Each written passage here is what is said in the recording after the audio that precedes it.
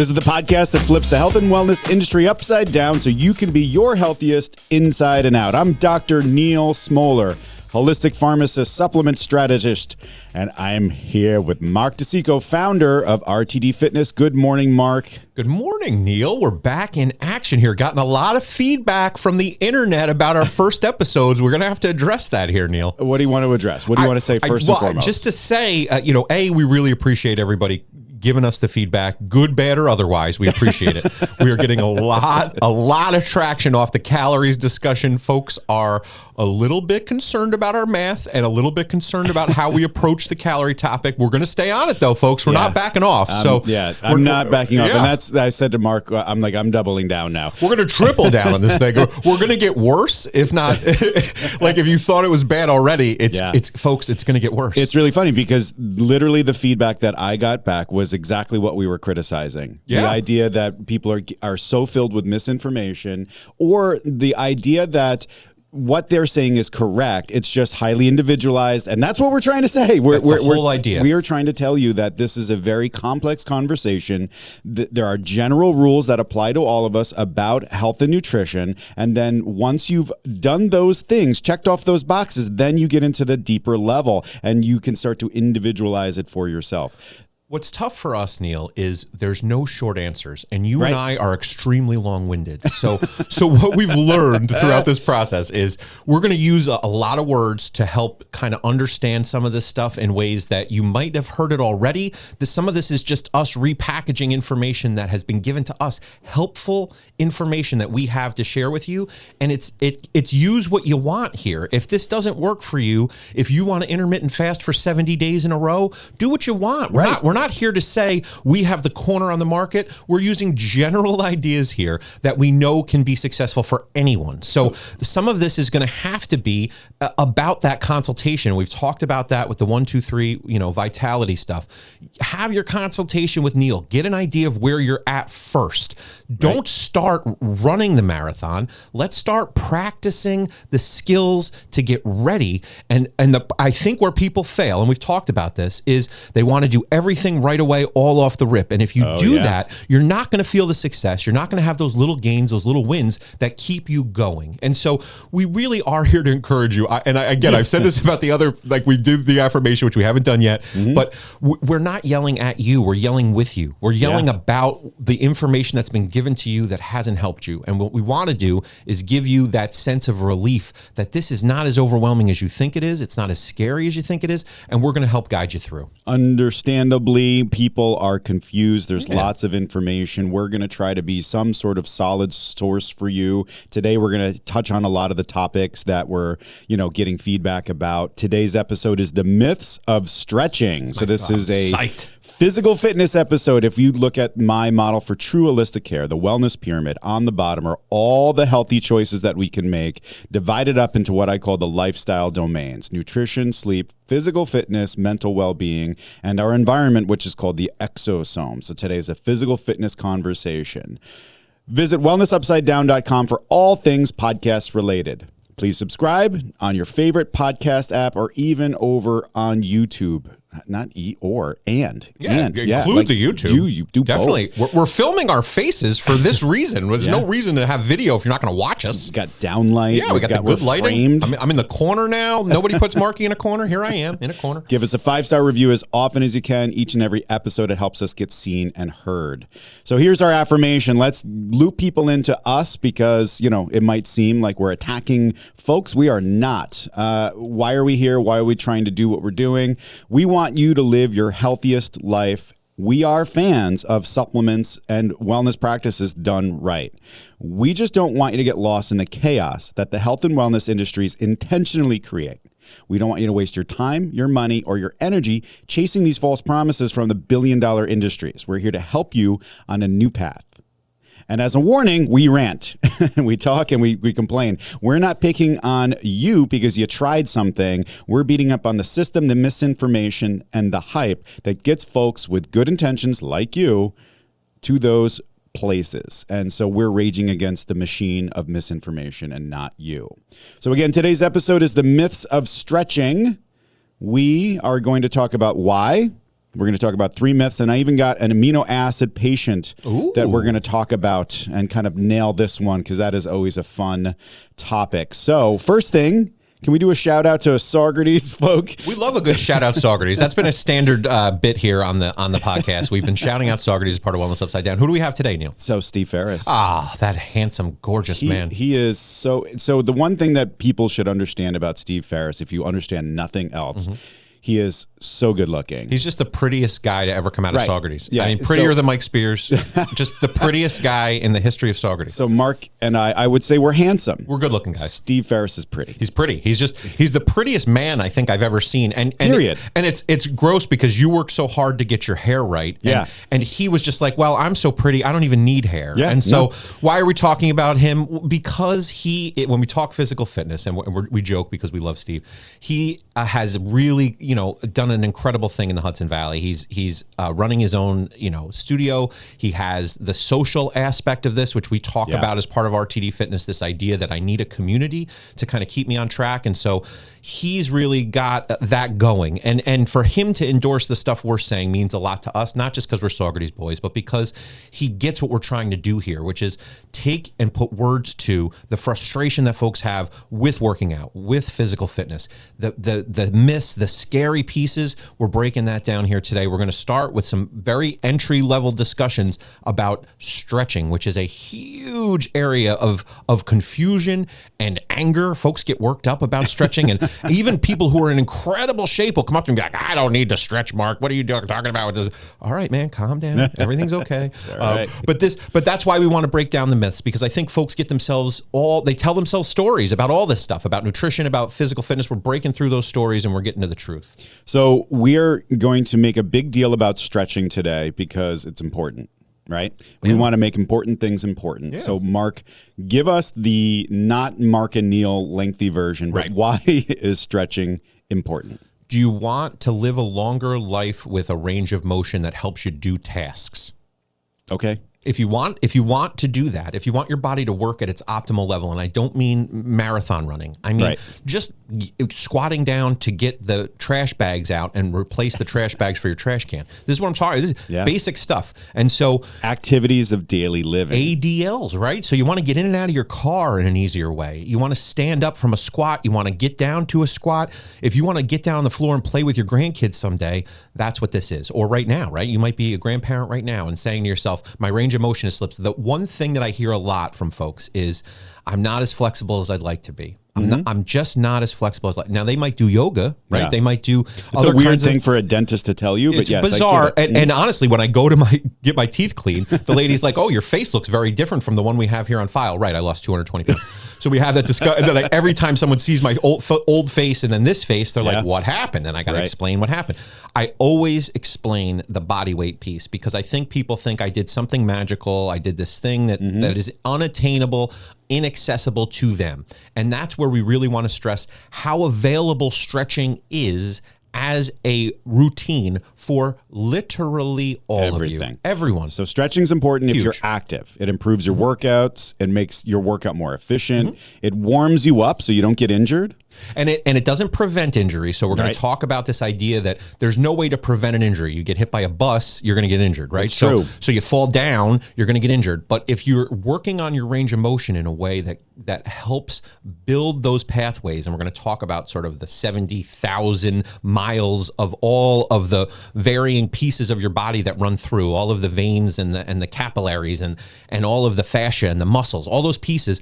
There's so many pieces of your body that are working in tangent all day long that if you don't pay attention to them, your body is going to take care of itself. And what your body is going to do is it's going to find a way to adjust, and it's going to maladjust if you let it. It will adjust to whatever you're doing, whatever you're putting in your body, however you're moving your body will adjust.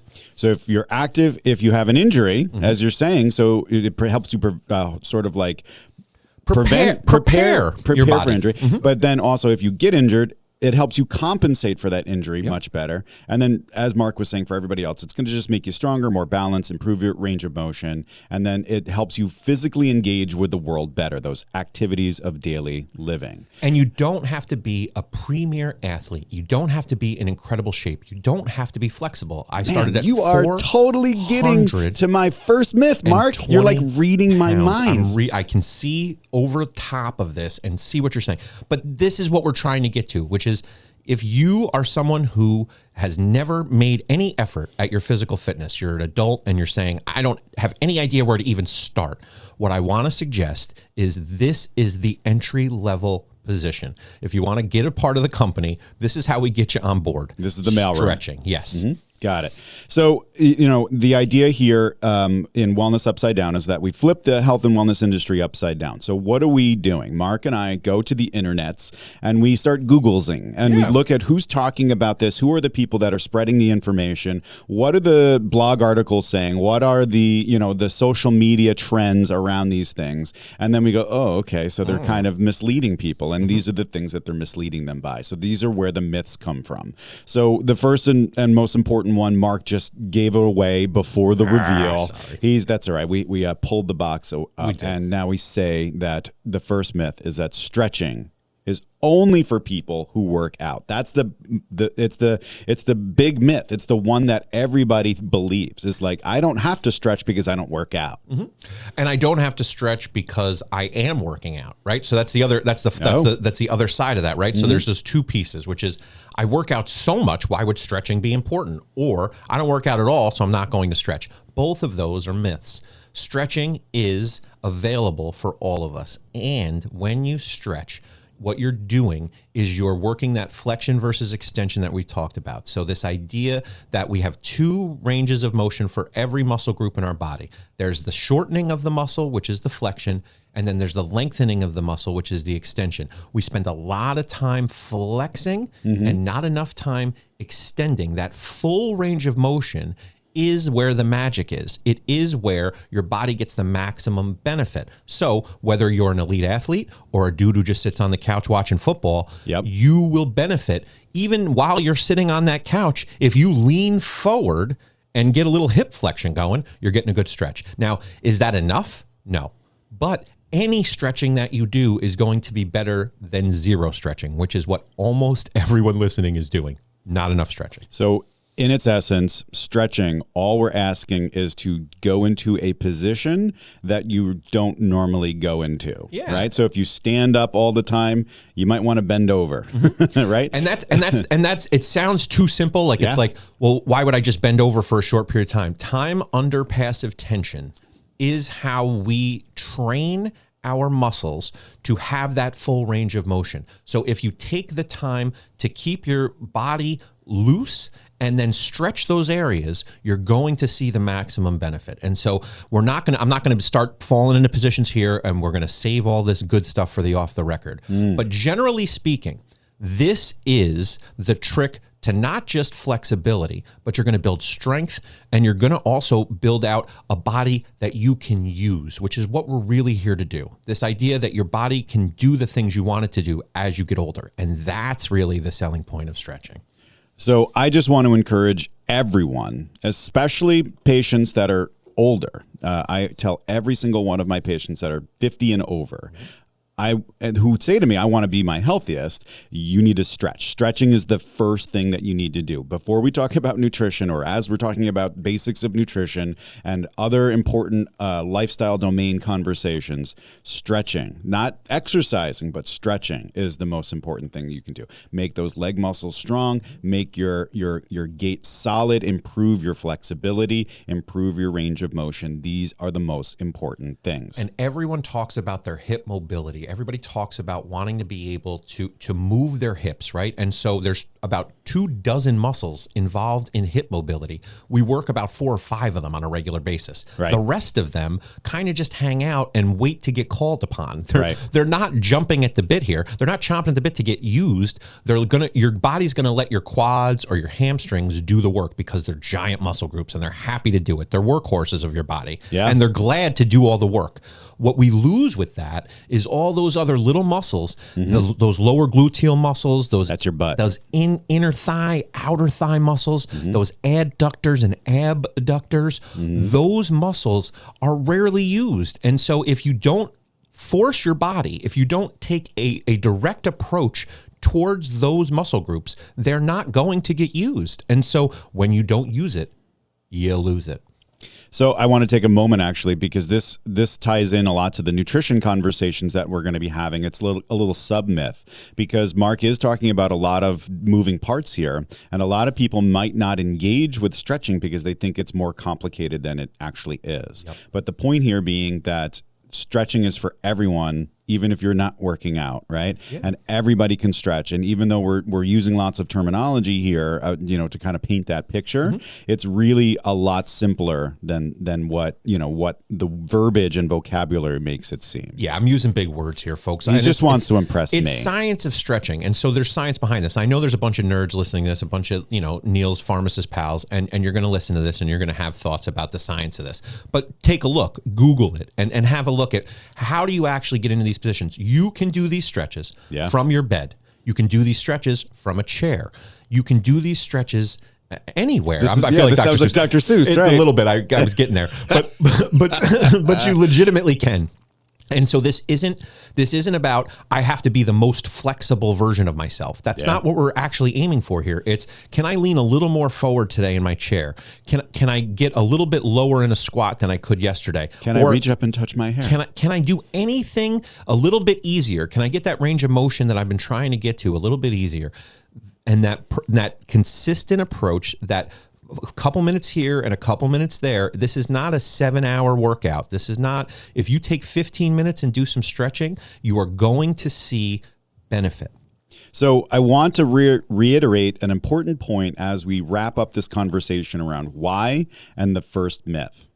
The bottom of my wellness pyramid, the model for holistic care, has 5 lifestyle domains. They're all the same size. They're all in the same place. They're all the same size. Physical fitness, aka stretching, is as important as good nutrition in my eyes. It's important as having a good night's sleep. They're all at the bottom. They all need to be done first in order for us to live our healthiest lives, period. Now, the next thing I want to say, which is really interesting before we go into this break here, is that this is actually a special 2-part episode. So we've now teased out the idea of how important stretching is, and we're going to talk about the myths so people can, kind of wrap their heads around stretching in a different way, and then hopefully be motivated to, engage in some sort of stretching program, whether it's official or unofficial. This episode is part 1. Part 2 is off the record, and it's Mark going into detail how to stretch, the science of stretching.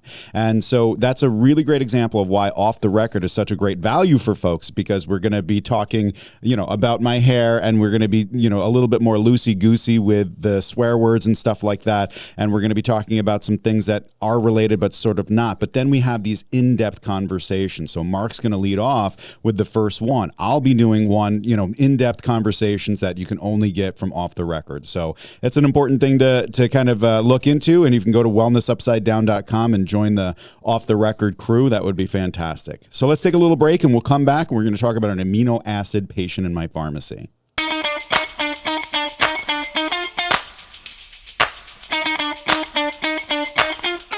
RTD Fitness is a workout community that focuses on accessible bodyweight exercises for all fitness levels. Partnering with other top instructors from around the world, there are daily workouts and archive workouts through Project Mayhem. There's an app for tracking your workouts, nutrition, water intake, and for community support, and so much more. Individual classes can be booked, or VIP access, the best deal in fitness, is available for a monthly charge. Search RTD Fitness on Facebook or go to the link houseoffortune.ca/fitness.html.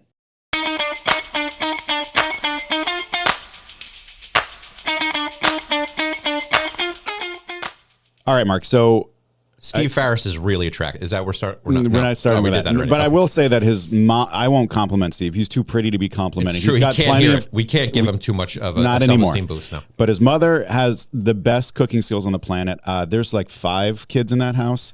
All better than Steve. They're way better. Everybody's better than Steve. Right? And so, but the thing about, I think there was 6, and she sacrificed one to the devil to learn to cook cookies to the degree that she does. When I open my first marijuana dispensary, she's going to have like a little pop-up shop in there where she sells these cookies. They're so good. That probably won't do very well in Woodstock. I can't see a market for that, Neal. For a marijuana shop in Woodstock. That doesn't make sense. That sells goodies. That sounds like a failing business model, Neal. If you're helping people with business, this is like the worst. This is a bad idea. Yeah, I mean the cookies are so good; they just kind of melt your face. Sure. And how Steve is not 7 billion pounds. He's big into physical fitness, That's Neal, true. which brings us right back around. That's true. All right, let's talk about this. So this is kind of like a scene from the Apothecary, I guess. I won't set it up with any weird, like my lab coat and my abs or anything like that. But just somebody comes in and they say to me, look at this product. Tell me what you think. And in particular, it was an amino acid supplement. Cool. So we're going to talk a lot about this. This fits into this conversation around stretching on a few different levels, from a mentality standpoint, from a holistic care standpoint, and the myth of the power of supplements. And this is important to kind of bring into this stretching conversation. So from a mentality standpoint, people engage with this health and wellness information with this modeling of an elite attitude. Even though I myself am not elite, I need to think, behave, and engage with whatever thing I'm geeking out about as if I am. Otherwise, it's wasted energy. God, that's perfect. It's perfect, right? So if you think about it, this fits with these these people that are really into physical fitness, which is, and again, I'm not taking that. I'm glad that people are so enthused about health. That's great. But it's kind of like Instagram, right? If I say, what should you eat? People will start to like picture something on Instagram where a breakfast has 95 different beautiful things. And it's like on a porch overlooking an ocean. And like, so if I don't cook a meal that looks like it's Instagrammable, it's not healthy. Yeah. And so these things cripple us, and they make it so that we can't engage with the health and wellness industry as we should. And this is so important. People see highlight reels on the internet. And so if you see me now on Instagram in a split on the ground flexing my muscles, they're not really muscles. They are, but I didn't start there. So my highlight reel looks awesome. Yeah. But what you don't see is me at 420 pounds falling on the floor, sweating on myself, dripping on a giant mat that was thicker than the mat I use now because I couldn't get my knees down in a healthy and helpful way. So I had to have a thicker mat, right?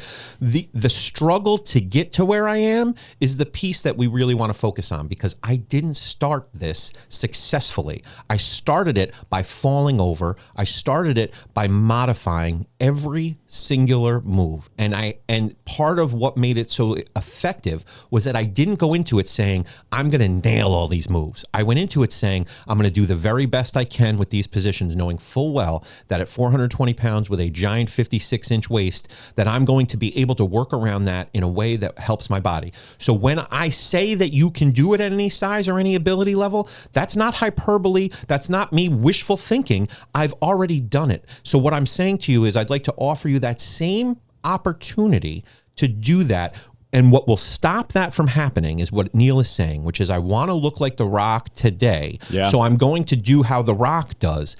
I don't and can't and won't work out like The Rock does. We bring him up all the time here because he's so out there as a social media influencer and somebody who works out at a ridiculous level. That's not the level that you should be trying to get to. It's not a realistic level. And you don't have to have success. That progress rather than the perfection is what we're looking for here. We want small progress. Good small tagline. Progress. Small rather than perfection. We don't want perfect, because if you're striving for perfect, you're going to fail. And when you fail, you're going to stop. And so failure on this stuff, especially with stretching and nutrition, is just learning. I told you guys, I lost 100 pounds twice. I've lost 200 pounds now once. I had to fail to get here. I had to fail over the last 20 plus years to get to where I am now. And so that's what we're talking about with this. Don't set yourself up for disaster, set yourself up for success. So on another level, from the holistic care standpoint, this conversation fits because, as I said before the break, there's an interdependence to the components of the wellness pyramid. To be your healthiest, you need physical fitness. And to achieve physical fitness, though, you need proper nutrition, right? So where there's gaps in nutrition, supplement, that's fine. They're all connected and they're important. But in ignoring important things isn't a hack. It's a shortcut, right? So when people use supplements instead of optimizing the nutrition, when people go for medications without trying natural options for sleep, those are hacks. And if we're talking about not engaging with the system because we feel like we're going to waste our time, because if we don't do it to that elite level, we're wasting, I will tell you for a fact that shortcuts are those wasted resources. And it's not building the habits out. So when we talked last time, and we've talked about this a bunch, these fly by night, these cleanses, these intermittent fasting for 17 years, all of these pieces that are gimmicky, they are not building long-term habits. They are, Neal talks about them as a reset, and I like that thinking as a general rule of thumb. If you're doing something to psychologically reset your body to get back into a different rhythm, that's different. If you're living generally using these hacks or these shortcuts as your way to live, you're not going to be able to sustain it long term. And that's what we want to build. We talked about these far end extremes, right? Eating all the time, eating not enough, weighing things out, not weighing things. All of it's important if you can get to a middle ground that makes sense and that will actually work for you. Stretching, eating, it's all part of the same thing. Extremes are not going to get you where you want to be. And finally, the myth of the power of supplements this touches on. So I know for a fact that some people may be executing that bottom of the wellness pyramid pretty well, right? Or even very well, I would say. But most of us are in the I've got it bin, right? So we're kind of doing it well, but we're missing a few things. I fit into that category, and that's honest, right? And both are fine if you're really killing it, or if you're kind of like, I'm almost there. The problem is that we believe that supplements are magical and they're going to really help us go to that next level. Well, and what I love is you have it on that second level for a reason. We've talked about this here. If you don't get that base making sense, you start moving that Jenga around, you start grabbing that second level and you start reaching before you're ready, you're going to fall. You're going to slip. And you're going to try to take that stuff from that second level and bring it down to the first level where it doesn't belong. And you're plugging it in to meet one of those other elements. And so now all of the other pieces that you haven't addressed are going to become immediately obvious because the supplement's not going to do what you need it to do, right? Yeah, we're sold that supplements are magical, but it's not the case. The marketing gets stuck in our noggins and it rattles around in there. And the big thing is that we're now spending money needlessly. And what it can do, as Mark just alluded to, we get complacent on those important things because we think the magic supplement is taking us to that next level. So that's where this kind of fits in, and it's important. So the guy comes to me and he says, what do you think of my amino acid? Is this a good one, right? That's the question that I ask. Is this a good amino acid supplement? That's a great one, but there's always a question behind the question, a bigger conversation to have. It's not, is this a good supplement? The question that he's really asking is this appropriate? And that's the basis for supplement strategy, if you recall. Is this appropriate? So is the product itself the right dose, the right form, and the right quality? That's fine. That's what he's really asking. But what I need him to think of, does this matter for me?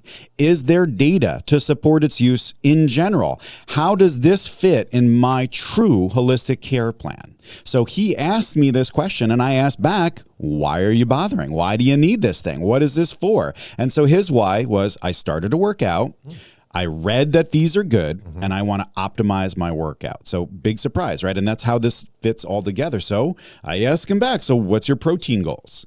And instead of him going, I don't know how much protein, he actually knew, but the problem was he was using some ridiculous number. He was almost double what he really needs or what any piece of literature says is legitimate for protein. And this happens a lot for folks that are trying for that, bulking up stuff. They double or triple the amount of protein that they need. And that can be a problem too. And when we actually broke it down, he wasn't even meeting those goals. so he's using these bad goals from like like a not evidence-based source, and he wasn't even hitting those, right? And so, the question is why amino acids, right? Amino acids are important. I don't disagree. Every single cell, the structure, the DNA, enzymes, practically everything in our body needs amino acids. Now who's got the science words? So we have 20 amino acids that are important for life. We make all of them except for 9. These are the essential amino acids, and we have to eat them. We eat them in protein, or put it another way, protein are amino acid chains, right? And so that's why we eat protein-rich food, so we can replenish and get those essential amino acids. That's why it's a vital 5, is that it's such a crucial nutrient that a lot of people are missing. And if you get enough, it will definitively help you be healthier. So when it comes to athleticism, though, proteins and amino acids are important for 2 main reasons. So fuel and muscle protein synthesis. So the endurance athletes, the guys that are doing, and gals that are doing the triathletes, they need fuel. And because they're using so much energy for their lengthy workouts, their muscles will start to break down because it's a huge reservoir for this fuel that they need. And they want to prevent that from happening. So they need to get that fuel back in their body as fast as possible. And then dudes like me that are just so jacked and like have these gigantic muscles, we're looking to do muscle protein synthesis, build out the muscles. So we need more amino acids, more protein to help bulk up. And so those are the 2 big reasons why people use them. But here's the thing that I want everybody to hear, especially the personal trainers that were messaging me. You just want to choke the snot out of you guys. Anybody up. We're not. We were very clear with the affirmation, Neal. We're like a half hour in, and now you're totally turning on these people. We love you. We love you guys. It's not about you turning on the practitioners. That's what I'm doing. That's who we're coming after. Because instead of just being like, yeah, that is important stuff for people to hear, they're like, well, technically. And so what they'll say is, this is the way to do the thing. This is how you need to do protein. This is how you need. And despite what the popular media tells us, there is no one-line answer for using proteins to optimize your workout. The data that we have shows us one thing definitively. It's highly individualized. Period. So it's almost like with every one of these topics, the idea that a general approach that's going to be used across the board is fine as a framework. That's why we have the 1, 2, 3 vitality. Where we get lost in that is we hyper focus on 1 or 2 different angles, and why you explained the equal weight of those first level ideas. If you spend too much time on any one of those, so you just want to sleep all the time, okay, get really great sleep. But if all you do is get really great sleep, that's awesome. But not enough, right? And so think of it that way. Like, I got great sleep last night. Okay, cool. Is that going to get you to where you want to be with your goals? If you're not doing the other 4, you're not addressing the other 4, and all you're doing is getting good sleep and then pounding amino acids that aren't even from food, you're just chugging them down in a pre-workout, you're not going to see the results you want. And you're not building out the habits, like we've talked about, that are going to get you to the goals that you're describing, which is this guy came in with the right idea. He came in and said, Neal, I'm trying to be the best me I can be. Will these amino acids help? And that's the right kind of question. And I'm really glad, honestly, that you're a place that people can land to have these discussions. If you don't exist, who's he talking to? We've talked about this. Where does he get his information? The internet or some other dude at the gym who's like, yeah, bro, I eat like 800 million grams of amino acids. It's a game of telephone where the message gets changed every time. This optimization idea is really only for the elite of the elite, right? And the rest of us, this dude didn't have any frame different than me. We just need good habits, good behaviors, and good nutrition. Remember, when it comes to health and wellness, a B+ is fantastic. That's what will extend your life expectancy. Getting from a B+ to even an A- is a lot of work for very, very little return. And we talk about taking the inventory and being real about where we're at. And so if you're currently at a D-, hitting a B+ is incredible. If you're at a C, hitting a B+ is great. But if you're at a B+ and you're like, I don't know where to go from here, we can help you get to an A-. But let's enjoy the fact. Let's appreciate the fact that you're at a B+. That's a big deal. Most folks aren't. And so that's where we want to get you to. We don't want to have this unrealistic, super high expectation that I'm going to be the most flexible, I'm going to be the most healthy. You don't have to win this thing. It's not a contest. It's how do we help you build out the patterns? And the thing that nobody wants to talk about is how absolutely frighteningly boring it is. I mean, it is Queen Elizabeth level boring to have to do this stuff day in and day out. There is nothing exciting. There is nothing revolutionary. There's nothing that's going to blow your mind every time you do this. It's super boring. I packed my lunchbox. I brought my pumpkin Too Good. Star Wars I got lunchbox. my little Star Wars lunchbox. I got my little pumpkin Too Good. I got my little half a banana, and I got my nuts. You know how I feel about those mixed nuts, Neal. And so I'm going to have that meal after we do this. Now, that's every day for me. So I packed it here because I knew I was going to be here. Every day I got to think and plan like that. Is it annoying? Yeah.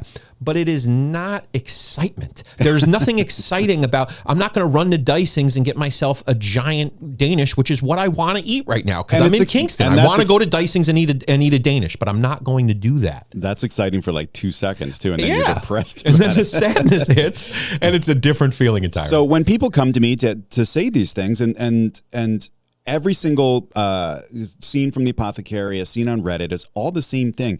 I'm trying to address the idea that these people are now victims of propaganda. And that's what I want to help out with. This person wants to mimic the elite because we're told if we don't, we're not going to succeed. Totally. He wants to use a shortcut because the shortcut is sexy. It's appealing. I'm going to pop this space pill and the thing's going to happen. And then he thinks the product is actually more than what it is. And this is my other area of expertise, is supplement products themselves, not just the holistic care and how to do wellness, but the products themselves. This isn't some customized formula made just for him based on what he actually needs. This is a stupid stock formula that they make in freaking China, and it's mass produced, and it's just a bunch of common amino acids and common numbers, right? It's not natural. These things are made synthetically. They are at pharmacologic doses. This is something that really needs to we need to take a minute to talk about, the idea of pharmacological, right? So when people say to me, I want to take vitamin C, I say we're taking a drug, right? Because the amount of vitamin C in food is 100 milligrams in the most concentrated thing that has vitamin C, cherries and oranges, right?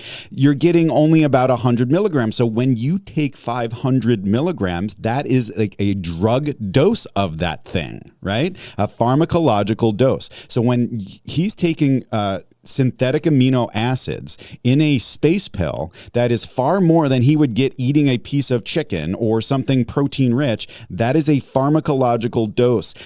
That's not natural. They sell you on the idea that it's natural. It is not. They are giving you pseudo medications, pseudo pharmacologicals. And so it's something like markets tweaked out about some stuff. I get really tweaked out about this stuff. The idea that these are natural and they're made by some crusty hippie that's got long hair and a brown smock and he's grinding these up custom for you. That's not real. It's made by pharmaceutical companies. And that's where, when I was talking about my pumpkin, I have this spice latte. I got this. I got these Too Goods. I love Greek yogurt, and so it's one of the things I go to. It's one of my go-to foods because it's a great way for me to get a quick protein, and I really enjoy it. On the top of it, it says with verified rescue pumpkins. Now, Neal, I don't know what a rescue pumpkin? I don't know what a rescue pumpkin is, but what I do know is that's a deliberate marketing campaign for hippie weirdos to look at and go, "Wow, I saved a pumpkin." I don't know that I didn't know that we were saving pumpkins, to be honest. I didn't know we had to rescue them. I didn't know this was like a rescue mission. I went to the shelter and I I adopted pumpkins. my own pumpkin, right? So are these ones that are rotting and they're taking them away? It brings more questions than answers. Yeah.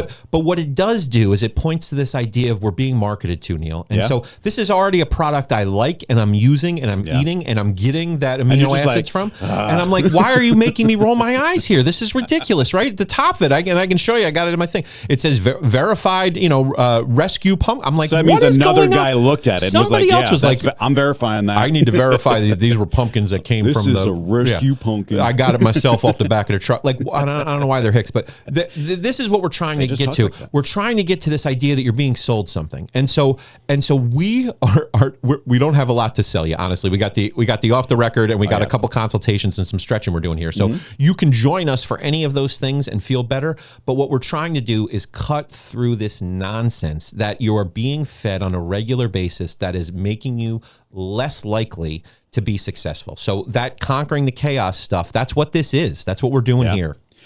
We're simplifying complex conversations into a magic pill because we heard it's good, or The Rock does it. It's not holistic, it's reductionist. And I just want you to hear that, okay? And brands friggin' love this. A brand is happy to gas you up on telling you all this fancy stuff about what it's gonna do, and it's gonna give you the rock hard abs, right? And 0% body fat. They're charging you big money for cheap chemicals, period. All right. So, but, this dude has a question about amino acids. So how do I answer it? Well, I said, this is all of the stuff is separate conversations. And, do I believe that people need amino acid supplements? Well, that's kind of a personal answer for me, but it's informed by my professional side. I don't believe that most people that use amino acid supplements actually need them. And I would almost go as far as arguing that the pre and post workout supplements are kind of unnecessary for people. But again, if you need speed, amino acid supplements make a lot of sense. The isolated aminos absorb very quickly. And if you need to replenish those, so like you're doing a triathlete competition thing. I don't even know. Do they run? I don't know. But you're not, though. And so, let's be honest, right? This is about getting down to brass tacks. This person was not doing that. He's not running a triathlon, and he doesn't want to. What he wants is to just be a regular dude who looks like he's in shape and feels better. That's what he wants. Right. And most of us, like this dude, isn't working out to a point where we need that kind of level of fuel. The gals, my 2 of the 3 triplets are doing cross country, so they're working out for more than an hour and a half. So I started to have the conversation with them. It's an hour is the cutoff. If you're working out for more than an hour, you can start to deplete your reserves. So your fuel that is kind of in your body. So you need to think about sports related nutrition. But otherwise, all you need is just good nutrition. And you need that. And an important thing that I always go to, I'm not making this stuff up. The NCAA, athleticism nationally, lots of experts, they don't include supplements in their nutrition guidelines before or after a workout. It's food, right? Yep. And so if you want to optimize, if you're this person, you want to do your workout, but you want to make sure that you're optimizing your thing, this is my suggestion, 3 points. Optimize your nutrition. Get expertise in your workout regimen so you make sure that you're doing those workouts. Mark just talked about out and in, right? So there's a push and a pull. So you want to make sure that you're doing the right types of workouts for what you're trying to accomplish. But most importantly, optimize your consistency. Big time. That's if there's a tagline for this entire whole thing we're doing here, this entire Wellness Upside Down, it's building patterns. We're talking about habits that you consistently do. When I talk about boring Queen Elizabeth style lifestyles, that's what we're talking about. It's going to bed early, it's getting up early, and it's getting to work. And it's planning that day so that you get ahead of it, so that you're able to tackle all of these things that you say are very important to you. If you don't build in a pattern where you're going to actually do them, they're not important to you, because you're not doing them. So the only thing that's important to you is the things that you're actually doing. So if you're spending 7 hours on the internet and you're not actually stretching, that's not the same thing as getting a good stretch in. It's you thinking about stretching. It's you thinking about nutrition.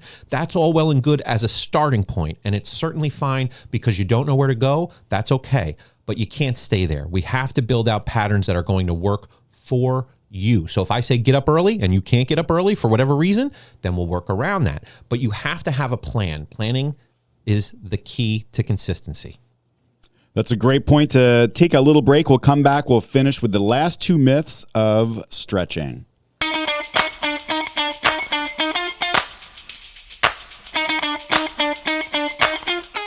So here's the big question that I get all the time. It's like, what supplement should I take? And it's either what supplement should I take to help with some health concern, like my gut or for sleep or for my joints, and not the weed joint Woodstock, like the actual joints in your body. Yep. Or what supplement should I take to be the healthiest that I can be? And my answer is always the Vital 5. That's where we start when we talk about supplements. The 5 nutrients that almost everyone would benefit from. Snap, crackle, pop. No. And Mitch. Remember that, Mitch? Yeah, so these supplements are considered vital because we don't get enough from our food, even if we have awesome diets. They benefit multiple body systems, and they have some of the largest bodies of research when it comes to supplements. Those Vital 5 are omega-3, probiotics, bone support supplements, protein, and specifically collagen. I'm on a real big collagen kick lately. My protein game is huge. It's on point. I'm glad to hear that. Huge. And multivitamins. That's the 5, right? So some people may already be on one or more of these things, but oftentimes they're not the right dose or the form. They take their fish oil, but they're getting 1/10 the dose and spending $20, and they're just not doing anything, right? So I ask people, how does your supplement stack up? Get a no-spin, one-to-one supplement evaluation with the holistic pharmacist, me, Dr. Neal Smoller, and in just 15 minutes, we'll create an easy-to-follow, science-backed supplement strategy that works for you. It's simple. You show us what you got. We evaluate those Vital 5 supplements against a strict set of evidence-based standards, and then you get your personalized Vital 5 checkup. Learn about my Vital 5 or schedule yourself a Vital 5 checkup at drneal.co/Vital 5. drneal.co/Vital 5. DRNEAL.co/Vital 5. VITALFIVE. Get 50% off with the coupon code podcast at drneal.co/Vital 5.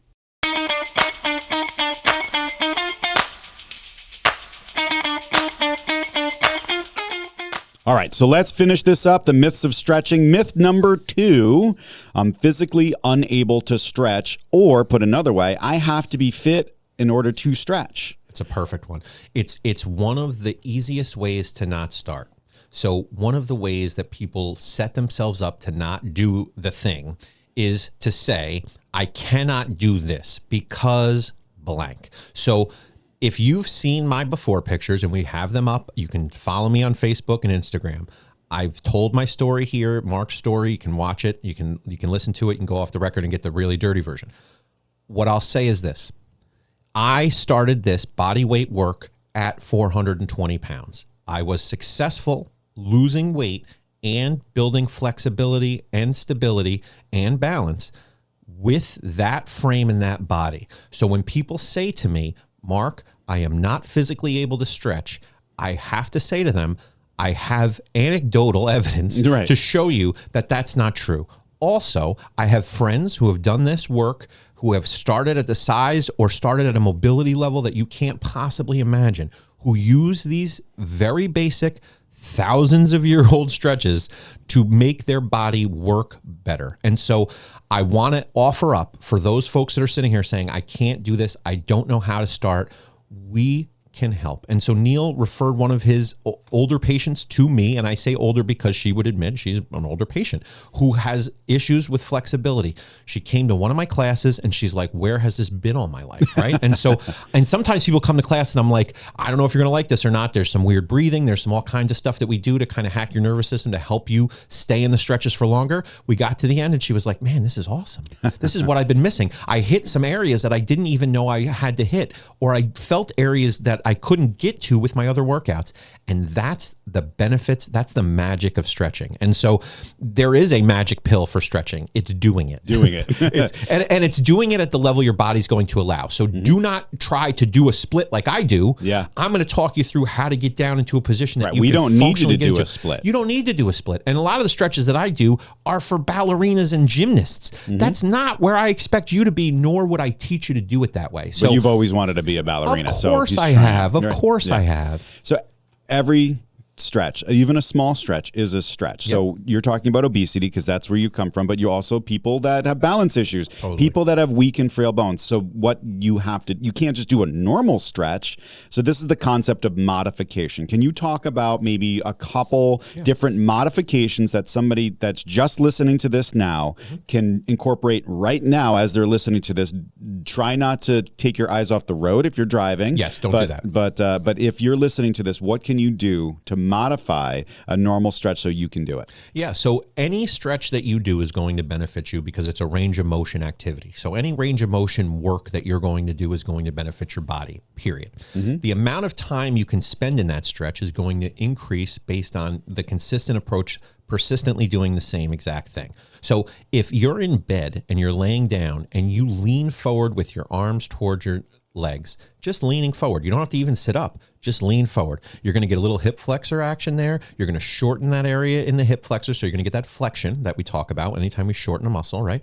Just sitting up a little bit and leaning forward will do that. If you're sitting in a chair, try to lean down and get your arms and your shoulders down by your knees. That's a passive squat. And so you don't even have to be actively squatting. Just stay at the edge of your chair and lean forward. I do that all day at my desk at work, because that is how we're going to balance out some of the sitting we do. And we haven't talked about the dangers of sitting, but sitting is one of the worst things you can do for your body. When people went home for COVID and they were at their house and they were sitting at their living room, in their kitchen, and at their dining room tables with a laptop, they were like, oh, my back hurts all day. I can't understand why. Because you're sitting in like a terrible chair. It's awful, right? And so that ergonomic stuff is important, but the way you counterbalance all of the ways in which we use our bodies during the day is these basic stretches. So if you are standing and you slightly bend your knees and you just fold forward, and I would do that around my belly. So I actually scooch my belly over anytime I'm in a stretch. Even now, I'll scooch my belly over and just lean and work around my belly. So if you have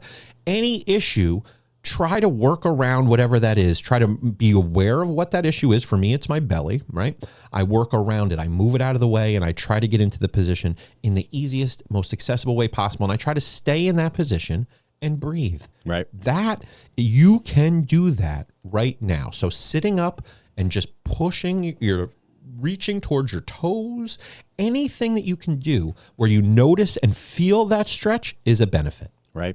So, there's the ones I'm thinking of, like if you're using a chair to do your stretches in, there's stuff that you can do. You can do, kind of like rolling your arms, right? Sure. Extending your arms and rolling. You can go across your chest and kind of do that. You can go above your head and reach back. And then even with your leg stuff, just lifting your legs up and trying to make them as straight as possible, kind of like helping stretch. Sure. So there's a lot of different, and then so you can you can lay on your bed. You can sit at the edge of your bed, lean back and do these kinds of things. Lean back. You can also, and the other thing I like on the edge of a bed is just take a straight leg at the edge of the bed, leave your 1 foot flat on the ground, and lean down that leg. So go down as far as you can, just folding towards that leg. And if you only go an inch, that's an inch more than you were before. Right. And then slowly over time, you'll notice I can get a little deeper down that leg. I can get a little deeper towards that foot.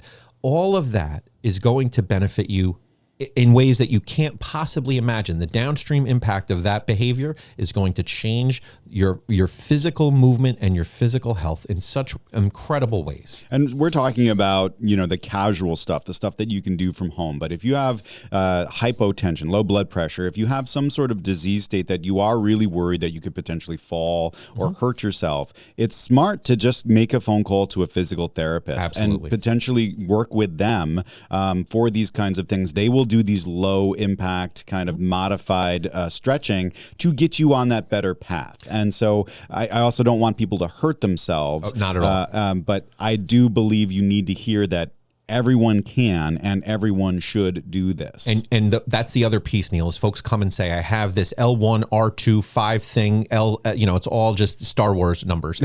And I appreciate the fact that, and I'm not making light of the fact that people have injuries. Of course you do. And your body has had to work around them. As we've talked about, that maladjustment that happens, your body's, if you've got a bad hip on the left side, your right hip's like, okay, I'll do all the work. And then the impact of that is huge. And so then it's more important than for other folks, because you're so misaligned now that working that alignment back to center is going to be where you're going to see that most effective benefit. But you have to do it in a way with somebody who knows what they're doing, knows what they're talking about, and can help you. And so when we do the stretches in my class, there are pillows, there are blocks, there are chairs. It's literally, for one of the routines we do with just one-legged hip action, we lay on our back for like 18 minutes and just move our leg one side to the other. If you can lay on your back and pick your leg up even a little, you can do that. And so I sit and watch the people in my class to make sure that they're doing it the right way and to make sure that they're safe. And they say at the end, man, that's exactly what I needed. And so that's what we're shooting for here. Not perfection. We're shooting for consistency. We're shooting for progress. We're shooting for, will you do this thing on a regular basis? And if so, that can be effective for you. We're coming up with a tagline. Not pretty, not perfect, just progress and consistency. We're getting closer. We got catchphrases galore. I watched Thor: Love and Thunder, and she was working on our catchphrases, Lady Thor, and so I'm trying to get our catchphrase game up here. I'm trying to Natalie Portman this thing. Lady Thor. All right, the last one. I don't have time to stretch. I want to say that, the idea that we want people to potentially think of stretching as another type of workout, focused and quote unquote lengthy, depends on that time frame, but basically a regular stretching workout. But Mark has this really interesting concept, stretching with a small S and stretching with a big S. So you want to talk about that? Yeah, absolutely. So small S stretching is going to be, that sounded bad. Small S, stretching with a small S. It's not getting better. Small S stretching, little stretching. So every athletic event you've ever been to, every professional or high school or even younger game that you go to with kids or adults, what do they do right before, Neal? Eat popcorn, hot dogs, and then kiss the cheerleader. Which is very American, and we stretch. So any sport you've ever been to, and Neal doesn't go to sports, so he doesn't understand this. But I don't know what a sport is. Exactly. All of them have a stretching routine that they do. So if you're watching the pregame for NFL football, it's Sunday today, you're watching the pregame, you're going to see guys with their legs in the air. You're going to see them running and stopping. You're going to see them leaning to the side. You're going to see them trying these range of motion movements, right? And they do them kind of quick. That is sort of that small S stretching. I'm getting my body sort of warmed up. It's warm-ups is kind of how we think of that, right? That's a very specific kind of stretching, but there isn't a sport on this planet where folks don't do that stretching. So there has to be some reason. There has to be some point to that, right? So that is happening. That's its own thing. I want to separate that out, that kind of stretching, from what we're actually talking about here, which is a very specific science of stretching routine that's going to have time under passive tension, where you're going to be loose with your muscle groups so that you can have that maximum benefit to your muscles, to your fascia, so that you're able to get that full range of motion, that flexion and extension of your muscle groups. So this is not the same thing as those NFL Sunday stretches. What it is a routine that you can do at your own pace, at your own time, based on your own body, to get you into these passive tension stretches that allow you to really get that range of motion for 2 to 3 minutes in these positions, that really staying in them, because that's how you're going to see the maximum benefit. People fly around and they want to do it quick and they want to get in and out of stuff. Stretching really isn't like that when you're talking about this deep tissue stretching, this real putting stress on our muscles in a deliberate way. The same way when you run a sprint, you're trying to really stress those muscles so that when they come back and they heal better and stronger than they did before. That's the whole idea of a workout, right? It's I'm going to stress my body in a deliberate way so that when it comes back better, stronger, more flexible, and better than it was when I started. And so that's what that big S, that science of stretching stuff that I'm talking about, differs from that just generalized stretching stuff that happens. I stretch out every day for about 5 to 10 minutes, workout or not. And if I do work out, I will stretch out for an additional 5 or 10 minutes throughout the day, just because I'm kind of old and I need it. Yeah. My stretching routine is hindered by my puppies, because as soon as I bend over to do my leg stretches, they're all up in my face. Yep. But, the regular stretching, I know that my stretching isn't adequate either. I try to do something every day just so I can function, but to really, I know that my lower back is an issue. I know that my hamstrings are an issue, and I need to build out more on that and make it a more serious kind of commitment. And so here's Neal, right, who has access to me in the same way I had access to him on the Saw Palmetto thing, if you've been listening, right? I had access to him on how to do a medicine thing, and I didn't. I just did whatever I wanted. Neal knows I exist, and he's still trying to piece together his stretching routine. Now, this guy's genius. He's a pharmacist. Handsome. He's a holistic pharmacist. He's uglier than Steve Ferris, and he's still trying to do this on his own. And so, again, this is what we come to, right? It's trial and error. I'm just going to figure it out on my own, and I'm not going to ask anybody for help. I'm not going to reach out to a guy who's certified in stretching. What I'm going to do is I'm going to make it up as I go and do an inadequate job at it. And admittedly, he's saying, I'm not very good at my stretching. And you know what actually happens? His lower back is taking a beating, and his hamstrings are taking a beating. I have 7 to 8 to 20 stretches that will focus on his lower back and his hamstrings. I'm going to show him after this and do it on the record as well. Ragdoll is one of my favorites. It's going to change his life. If I show him Ragdoll, he's going to immediately feel the benefits in his lower back and hamstrings. That one stretch, which is one of my all-time faves, Ragdoll, and I'll show it to you guys, and we'll do this off the record. But this is the kind of stuff where even when you're well-intentioned and brilliant at this, and you do it for others, right? you're still going to miss out if you go about it in the way that Neal is. So I'm only calling him out because it's easy and he's in front of me. But this is the prevailing thinking, right? Like I messed it up with my saw palmetto. He's messed it up with his stretching. Like we're putting chocolate in each other's peanut butter here. We're mixing these things together for a reason. They're all important, and we all make up our approach. And that's what we're trying to cut through. Don't guess at this. Don't make it up, guys. You have resources that can help you with this, and that's why we're here. Let's cut through the chaos and get to the truth.